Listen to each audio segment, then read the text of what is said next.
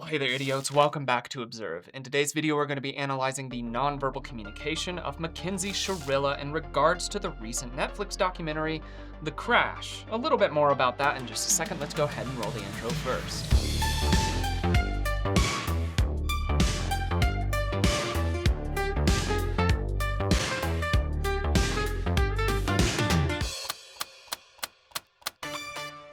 Alright, if you have not seen the backstory video that I uploaded on Saturday, I suggest going and watching that first. It'll help add a lot of clarity to what you're watching today.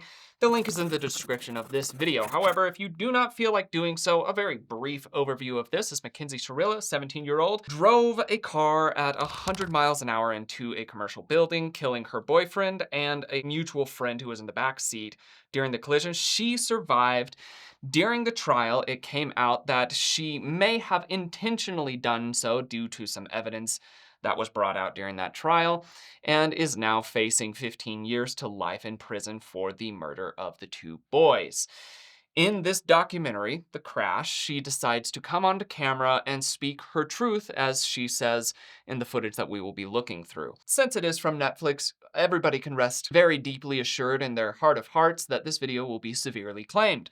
So if you would like to be able to make more videos like this a little bit more possible, please consider checking out my Patreon and memberships. It helps keep the channel alive while I do videos that other studios get to benefit monetarily from. I was able to go through a large amount of footage over the past week to be able to collect as much data as I possibly could regarding this crash. I will reference some of this data as I go through it, but I was also able to gather a little bit of behavioral understanding of Mackenzie, and I will be relying on that priorly gathered knowledge to be able to add more accuracy to this read today. And in this read today, we will also be relying on a number of nonverbal techniques, including some of the techniques used in the scanner method pioneered by the Emotional Intelligence Academy over in the UK. I think that's enough of the backstory and background that we're providing for this video. Let's go ahead and dive right into the footage itself.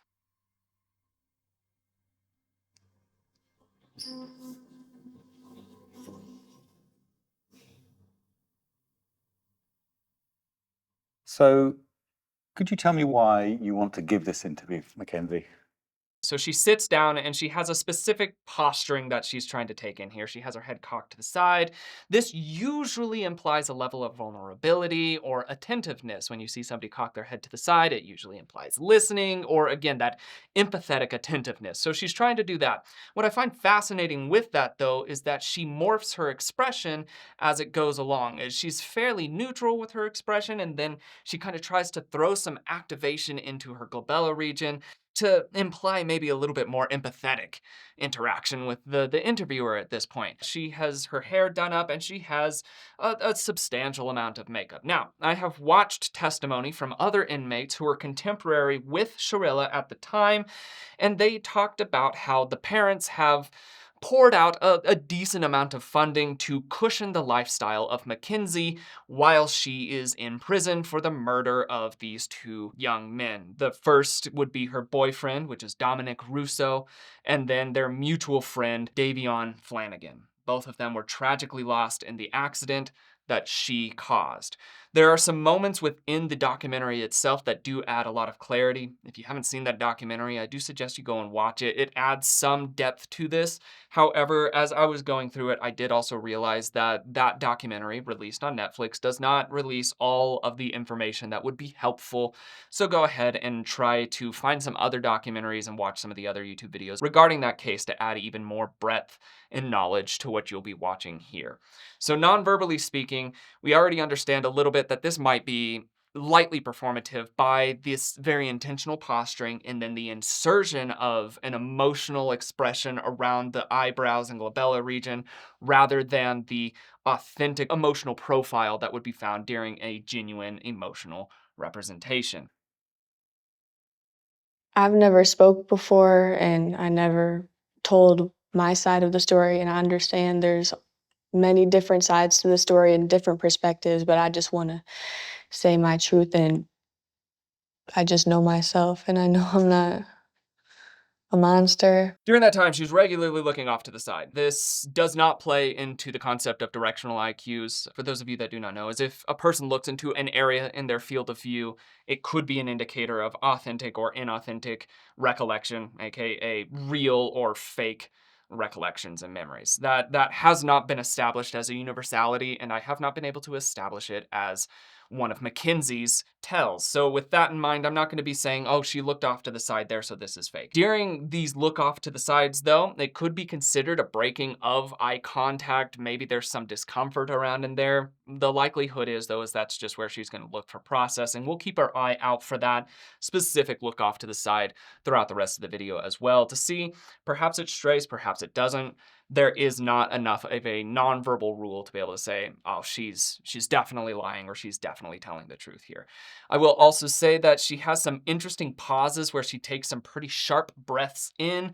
Those can be signs of anxiety, agitation. So with this understanding under our belt, we'll be able to go further on throughout this. Something that I'll make note about the editing is that I did go out of my way to try to cut out anything that was not representative of the nonverbal communication that would be useful for this video. So any of the B-rolls or pictures or anything that was initially put into the documentary, I have removed. And I know, without a shadow of a doubt, that despite my utmost efforts, Netflix is still going to claim this and I'm not going to make any money off of it. We were just two kids messing with each other, and then as the years went on and we stayed together and grew closer, we would have probably been married by now. So this little clip, the audio, and then the very short video after that is in regards to Shirilla's and Russo's relationship. And she tried to present it even here that, it was more or less okay. And she'll continue to try to glaze over the problematic areas of that relationship. I may be able to insert in some of these other phone calls and whatnot that are evidence against her testimony here, but what her body language has already done in this is when she's talking about how, oh, well, we would probably have been married by now, I'm sure that many of you caught that is a very overt lopsided shrug.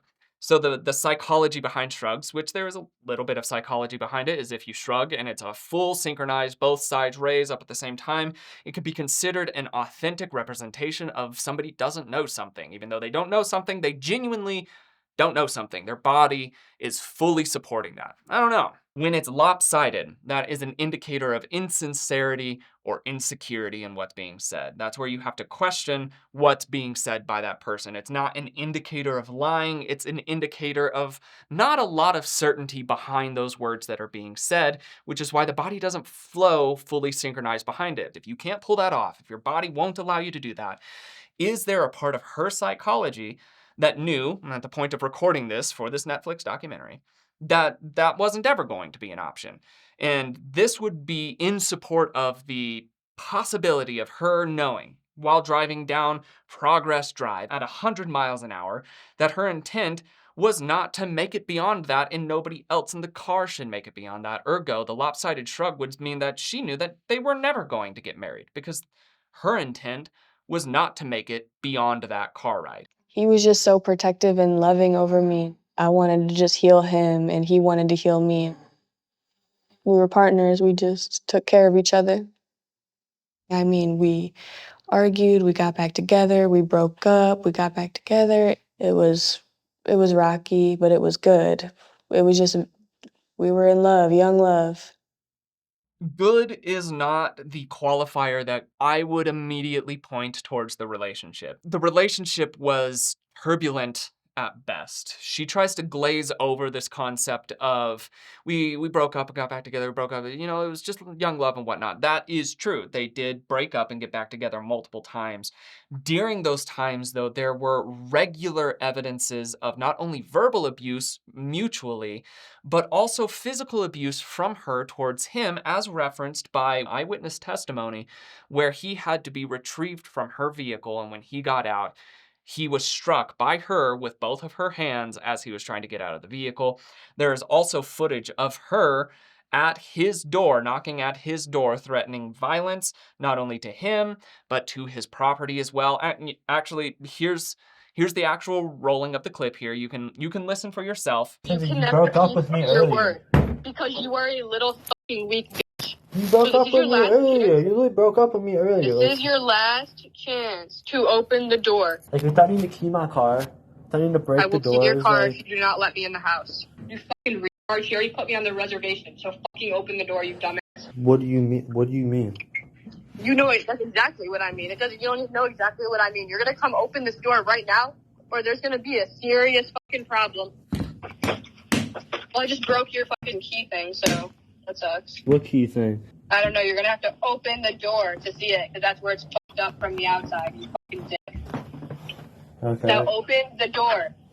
No. The description of that relationship would not be qualified as a good one. And you can't write off the problematic toxicity within the relationship as young love. Non-verbally speaking throughout that as well, something that characterizes her movements throughout that is she's still regularly looking off to the side, but she also starts to get a little bit defensive. And you can see that with the shoulders kind of shrugging there, it is still a little bit lopsided. So maybe there's some insecurity or insincerity, but the primary movement of the shoulders shrugging upwards is not an I don't know in a brief little bit.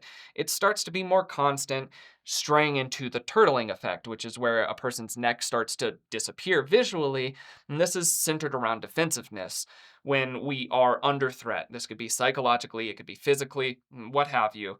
Our tendency as a human being, our limbic system's drive is to protect the vulnerable portions of our body, and our neck is one of those. So as she's feeling perhaps a little bit defensive about this, I don't know, it's young love sort of situation, then her body language is showing that she's feeling that defensiveness. As her neck disappears, her shoulders come up, she's protecting the vulnerable areas of her body. So we know that she's going to try to downplay many aspects of her own story, which this fits in line perfectly with her character, which if you haven't watched the documentary, then you won't understand the full breadth of how problematic of a human being she is. Or my next video on this, because I put out a poll and many of you responded to that poll saying that why not do both? I'm gonna do both, especially because most of you requested that, but Mackenzie is only Mackenzie because of her parents, and her parents are, in my humble and honest opinion, a joke. They are not good parents, and there are a slew of reasons why, not the least of which is they never allowed Mackenzie to suffer a single consequence of her own actions.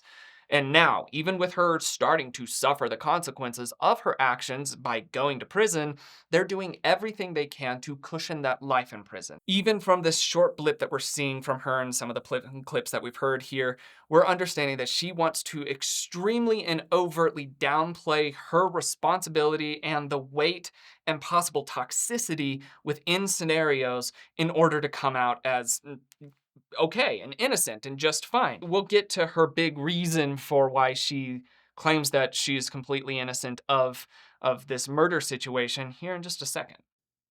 Did you ever feel in your arguments with Dom rage that you couldn't control?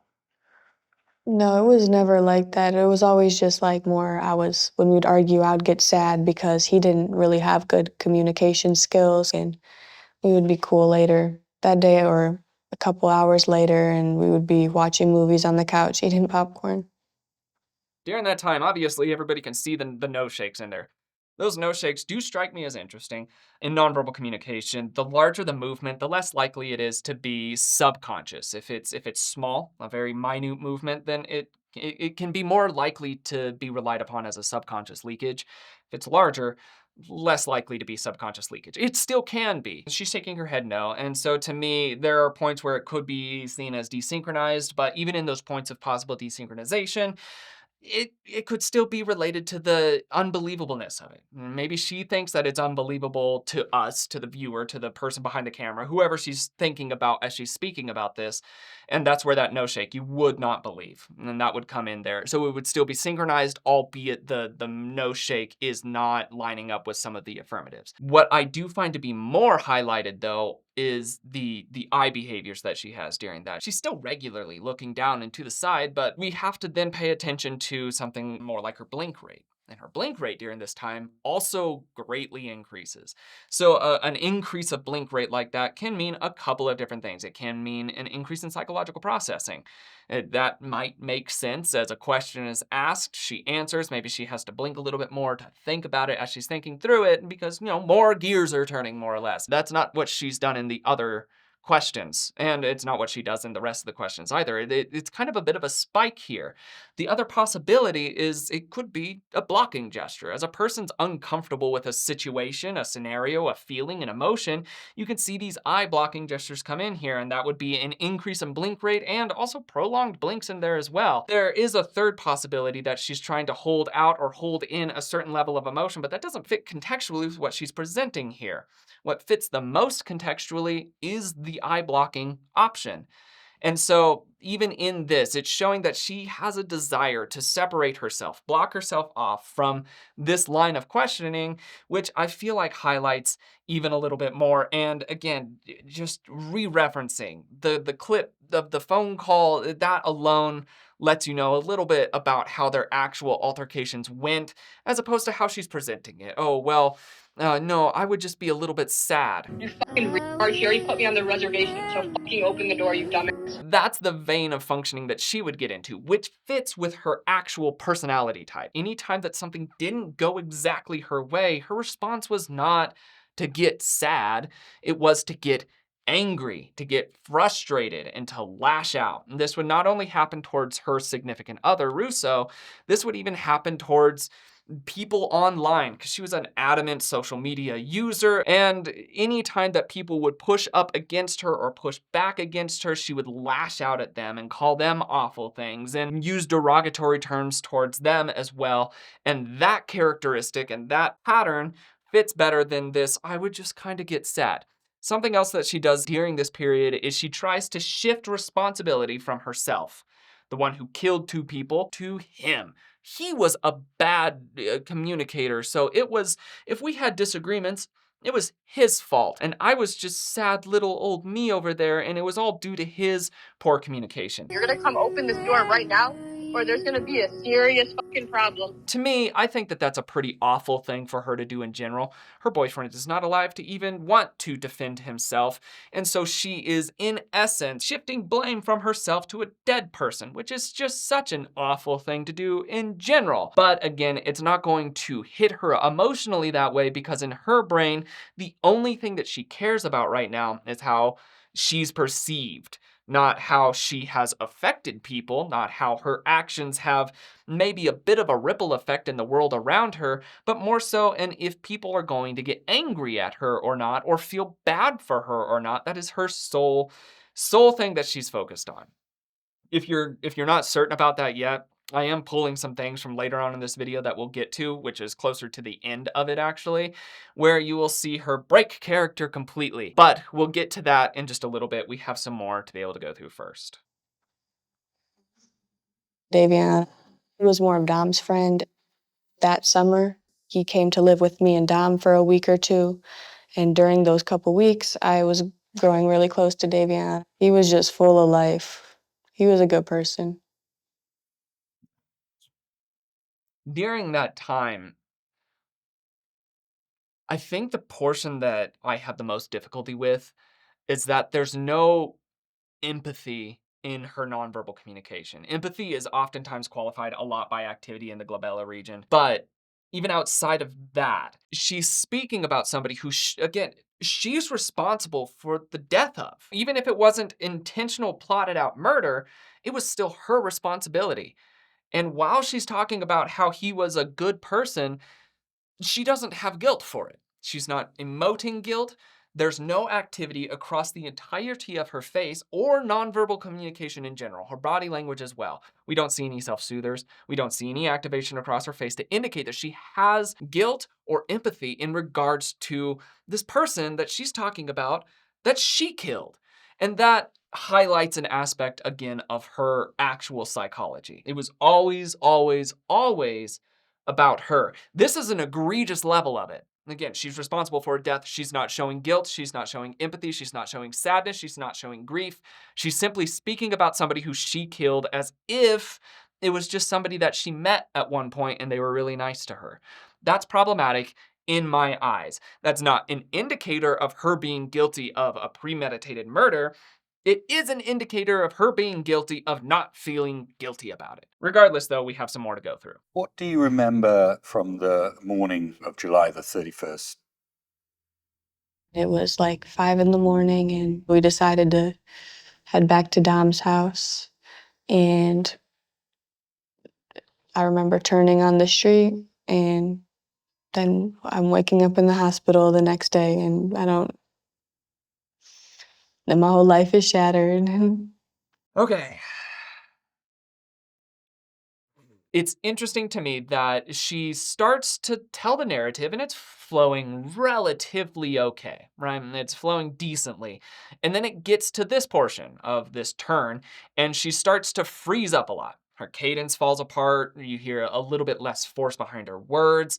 She starts to do some shrugging in there. This is a lot of uncertainty about what she's speaking here. On top of that, she's doing the consistent no shakes in there. And we see her gesturing with her hand down here regularly. The open gesture of that would be a, I don't know, that would coincide with these shrugs and I don't knows that she's saying. But what many people are also picking up on is the fascinating existence of a smile coming in here. The smile coming in here doesn't make contextual sense. Now, everybody responds to trauma differently. That's a pretty universally known thing. Now, no two people respond to trauma the exact same way. There can be patterns. Some people, for instance, at serious events, will find themselves with the overwhelming urge to laugh. It's almost as if it's their nervous system trying to provide relief for their psychology during a very tense scenario. And it can get some people into trouble, especially if they don't feel like they can control that giggly kind of laughter that comes up in inappropriate situations. Maybe that's what's going on here. The rest of her nonverbal communication doesn't seem to back that line of thinking up. One of the theories that has been tossed around here is that this could be a prime example of duping or duper's delight, which duping or duper's delight is a concept that was kind of pioneered and forefronted by Paul Ekman, which is where people who tell lies regularly, are accustomed to telling lies, take a level of revelry in telling those lies. It's this feeling of happiness because you've pulled the wool over somebody else's eyes. That's the concept of duping delight. And the reason that that actually could be the case here is because this is the one portion that, again, is the only area that nobody really actually knows about. Nobody knows what occurred within the car on Progress Drive. It could be indicative of the fact that she knew at that time that she was doing exactly what she was doing. It wasn't a blackout. It wasn't a seizure. It wasn't anything else. She was cognitive and she was doing so intentionally. A little bit more to support that line of thinking is when it was getting closer to the end of the totality of the path, there were some movements that were done to the steering wheel. There was a tug to the right, a light one, then a tug to the left, and then a much sharper tug to the right. Some theorize that this could have been Russo trying to gain control of the car because, again, they're hurtling down a road at 5 in the morning at 100 miles an hour, give or take, on a 35-mile-an-hour road. And maybe he's trying to gain control of that. To further back that up, the car, which is an automatic, was pushed into neutral. The stick was pushed into neutral and was manually reactivated into drive. Again, this can't happen by accident. There were no mechanical failures. There wasn't something that, oh, maybe the transmission slipped. It wasn't. It was manually done. Somebody pushed it into neutral and it was pushed back into drive. So that means that whoever was in charge of accelerating the car did not want it to be deaccelerated, ergo being re-engaged back into drive. And so those are also aspects that people look at and they're like, I don't know how to get around this. It's really hard for this to be anything other than a seemingly intentional act, as shown by mechanical evidence. All of this is contradictory to her statements that we're going to get here to in just a second. People have said that it's convenient that that's all you remember. What would you say to that? The whole morning is just like nothing, and it sounds crazy, but I'm not gonna like lie just because people want to hear a story. I have no recollection of that morning. I'm not saying I'm innocent. I was a driver of a tragedy, but I'm not a murderer. We still have the same smiling coming in there, which could be duping delight. Maybe though it is that response of this is intense, this is negative, and maybe this is psychological alleviation happening real time, possibly. Again, that doesn't really fit with the laundry list of other evidence that kind of is in support of the opposite side of the coin, but there is still that possibility. I want to maintain that to keep as level-headed and unbiased of a perspective as possible with that. She also says that she's not going to tell a lie or whatever just because people want her to. People don't want her to tell a lie. People want her to tell the truth, and so far she's not doing a really great job at doing that. If she is telling the truth, it's a manipulated truth. It's one that she's already tried to either twist facts and narrative of, or she's completely hidden aspects of things or lied outright about aspects of things. People don't want her to tell a lie. They want her to tell the truth. And non-verbally speaking, we're still seeing a lot of this looking down and to the side. There's a lot of no shaking in there. It's constant throughout it. That no shake is constant throughout the entirety of this. And oh man, there's part of me that I'm not certain that she's so unaware of her own behaviors, because that fits. She does not seem to be cognizant of how awful of a human being she is. She might be so unaware of her own behaviors and the effects that it has on the people around her that that could actually be desynchronization. As she's saying these things and she's shaking her head, no, it could really be that simple. It could actually just be her body is betraying her.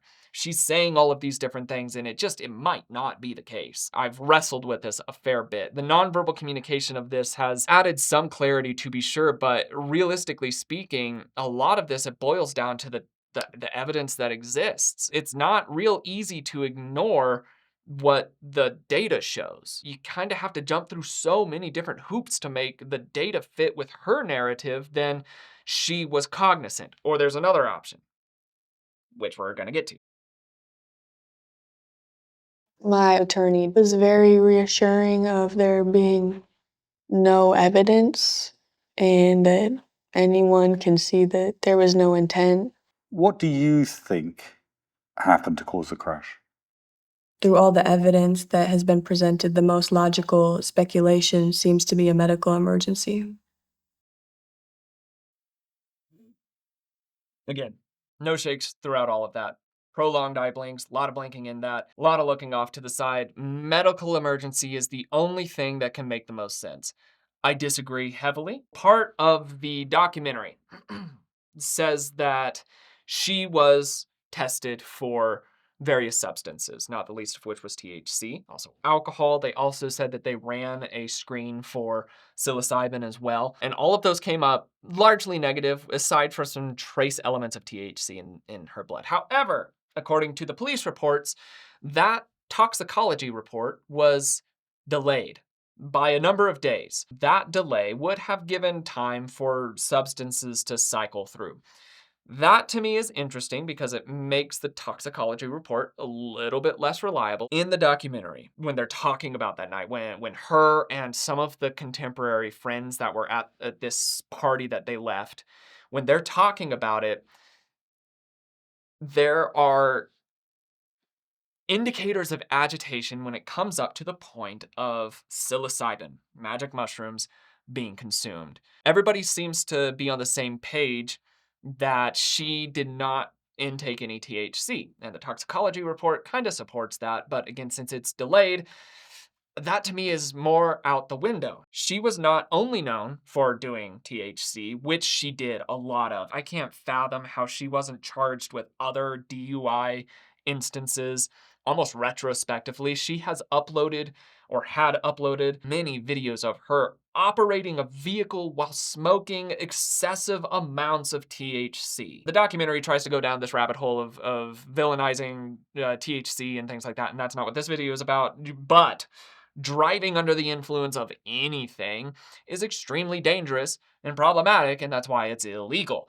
She did so repeatedly. It was almost like a regular occurrence for her, which I find to be disgusting. And her parents are hot, nasty garbage at parenting. And they did nothing to try to prevent this. And if anything, they they created Mackenzie. Also, another thing just to make note of in this, which I didn't make note of it earlier, is that this progress drive, it is not on the way between the two destinations that she had there. She didn't start off here and she had to take progress drive to get here. Apparently, as she started off here, progress drive is off to the side. It's very quiet. It's an industrial area. It seemed as though it would be the perfect place to do something like this, which was further evidence of this possibly premeditated plan side of things. There's so many aspects of this case that I found to be very exhausting as I was trying to go through it. But we're now hearing that she's trying to that Mackenzie is trying to shift this responsibility from herself over to the condition of POTS, and she'll talk about that and kind of misrepresent it here. With POTS, you just black out. It can happen very fast. If I move a certain way, it just comes out of nowhere. I could just be sitting like this and it could hit me. If you have POTS in the comments, please let me know. Is that how that works, or is there something else that instigates it? There is the possibility that that's how that works. Something else that is problematic with that, though, is that she then lied on her driver's testing, that she had no conditions that would cause her to run into instances like this, and her mother backed her up on that and lying on that. So she may have lied, or she definitely lied there. Another thing that I heard again from some prison inmates that were there contemporarily is that she was never once seen being checked by any medical professional in regards to that. There was no blood pressure checking. There was nothing to monitor these various health effects, which according to the inmates was something available. If a person had a condition like that, they would be able to have their medical care. And that never once happened either. She also was never once seen randomly passing out quickly or slowly or however you want to. That was never witnessed either. And so the whole, it's Potts's fault. It just had so many holes immediately poked into it, not even from her nonverbal communication, just from witness testimony around and kind of evidence itself. It didn't make sense. And again, even further down that, say she did lose consciousness, how then could she navigate a road that has some turns that you have to be conscious to navigate it. You have to be able to see. If you're passed out, you can't steer a car and accelerate it at 100 miles an hour into a wall. It's very difficult to do those things. Something that it could have been, though, is that since the toxicology report was delayed, she may have been on mushrooms. That was one of the things that they even had to send for specialty screening for, was the psilocybin. And if she was on mushrooms, my immediate thought was, I mean, if you were just intoxicated, wouldn't that be a lesser sentence? I mean, you're still an awful human being for putting yourself behind the wheel of a car, but would that not be better than going in for murder? After doing some digging, which I'm not a legal professional either, but after doing a little bit of digging, it turns out that under certain circumstances, the answer to that might not actually be no. That if a person gets willingly overly intoxicated, which was her MO, she really liked to roll heavy when she was doing her drugs. It was a lot of weed and it was a lot of psilocybin when she did them. It was not like I just want a little buzz or I want a little glow or something like that. It was heavy rolling.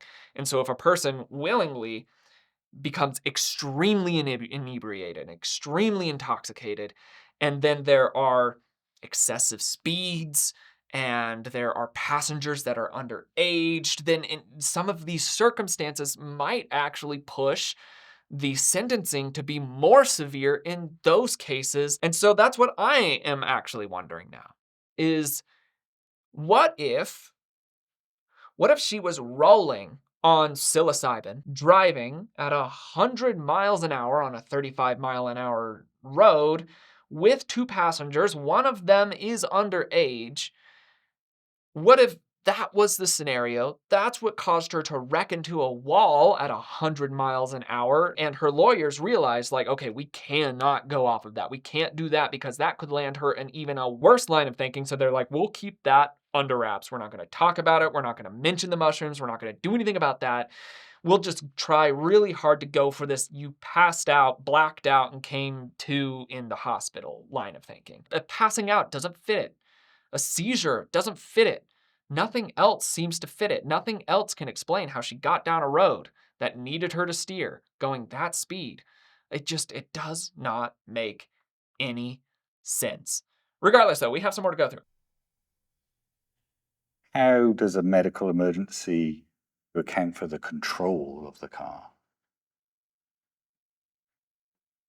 I'm unsure. Because I have no recollection of that morning, but I know nothing about it was intentional because that's not my character.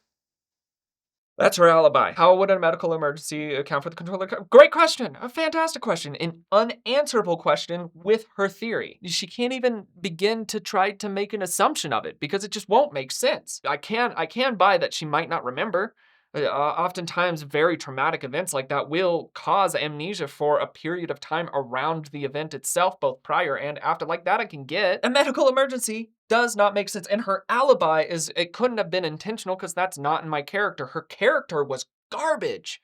Her character was me at the cost of everyone else. Her alibi because it's not in my character, that's coming from the person who has the awful character.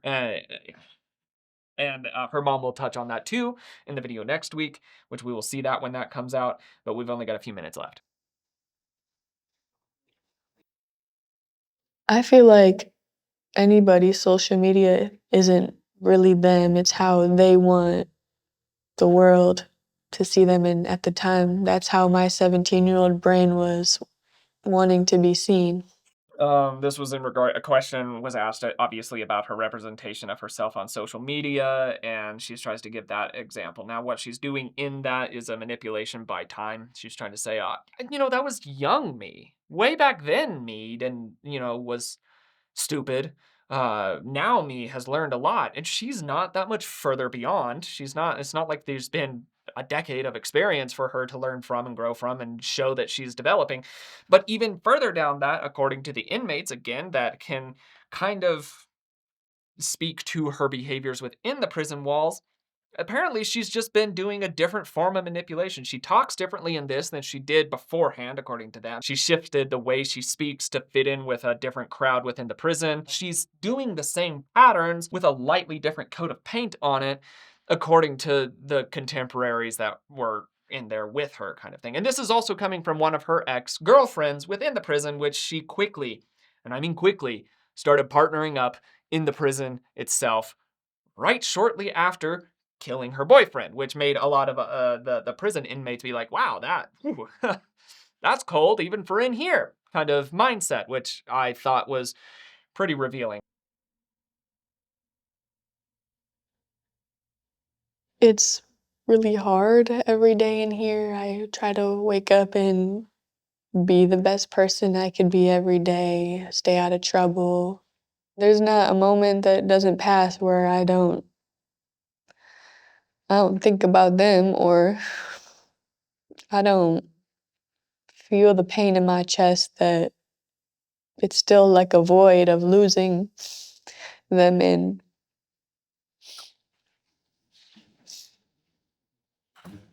A lot of fake tear wiping there. You can hear a little bit of possible mucus coming in there, where she sniffles there.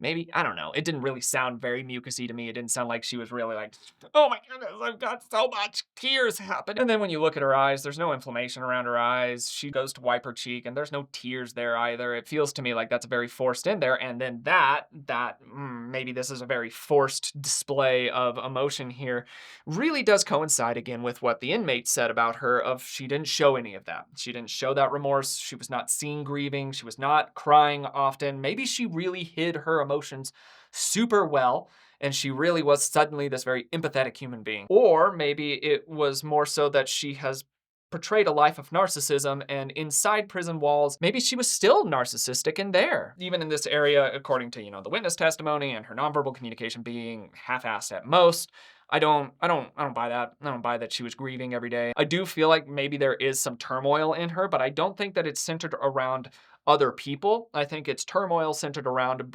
grieving her own state of things. And even at the beginning of this, it's really hard and they're good. For Christ's sake, 2 boys are dead due to your own actions. They're dead. They're gone forever. I would hope that prison life is not cushy for you.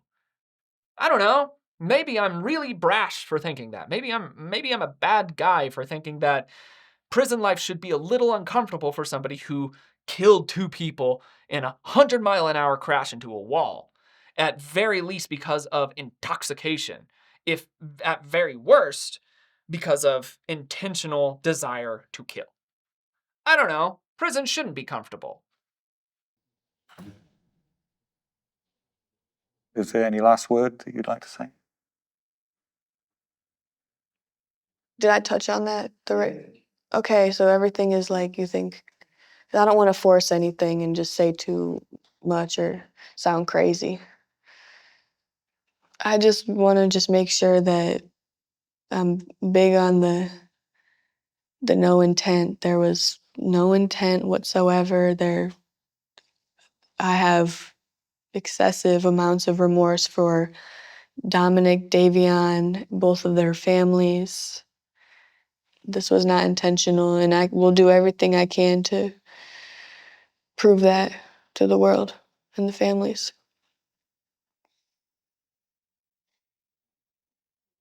And that's it.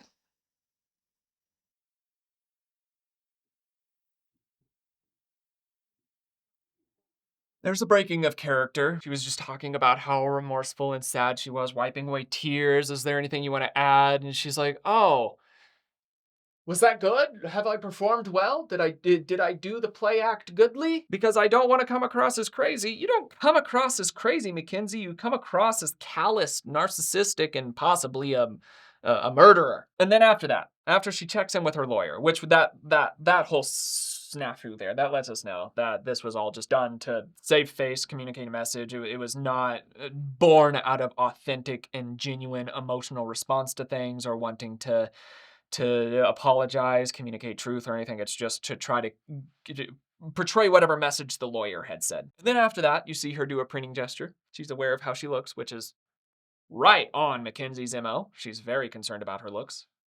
And then she dives into one of the most lackluster apologies to families that you can ever hear, using the word excessive. The amount of remorse that she, grief, guilt, shame, all of the negative feelings that she has are excessive, which excessive is not the word to use there, Mackenzie. And then again, just I feel so sorry for just them and all of that. And then I love this, she's saying those things and then she's like, oh shoot, I've gotta seem sad.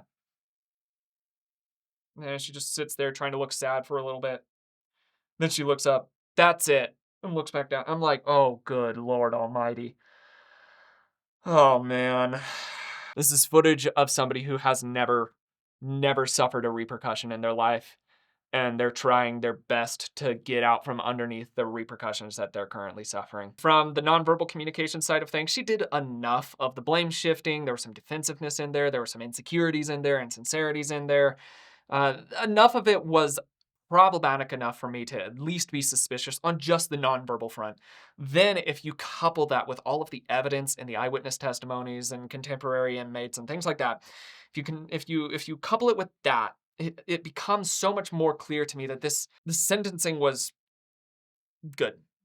She is where she should be on this. The judge had the option of sentencing her with the 2 sentences. She was served 2 sentences, each one of 15 to life.